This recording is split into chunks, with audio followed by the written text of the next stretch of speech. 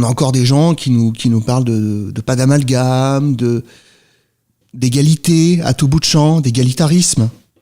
On a expliqué un petit peu les sources, tu les as expliquées, Kant, Descartes un petit peu avant peut-être, qui était à l'origine. Quelle est la nécessité aujourd'hui de parler d'Aristote, de saint Thomas d'Aquin au XXIe siècle ?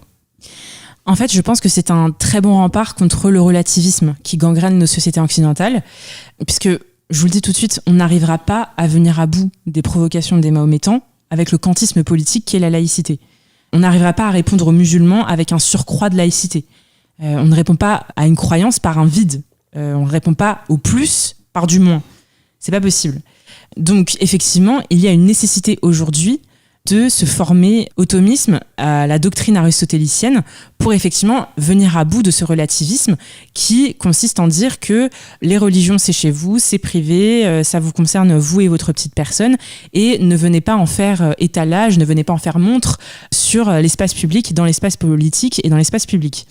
Donc ça c'est complètement contre-productif puisqu'on n'arrivera pas à se défaire du problème que nous posent les Mahométans sur la... Et pas que, hein. Et pas que, mais surtout eux, puisqu'on va... On va aussi parler du transhumanisme à venir. Hein.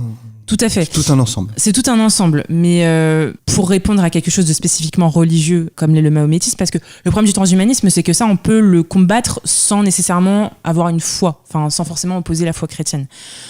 Pour l'islam, ça va être plus compliqué. On ne peut pas répondre aux problèmes que nous posent les Mahométans avec de la laïcité. Vous vous trompez, la seule chose qui peut s'opposer à une religion, c'est une autre religion en fin de compte. Tout à fait.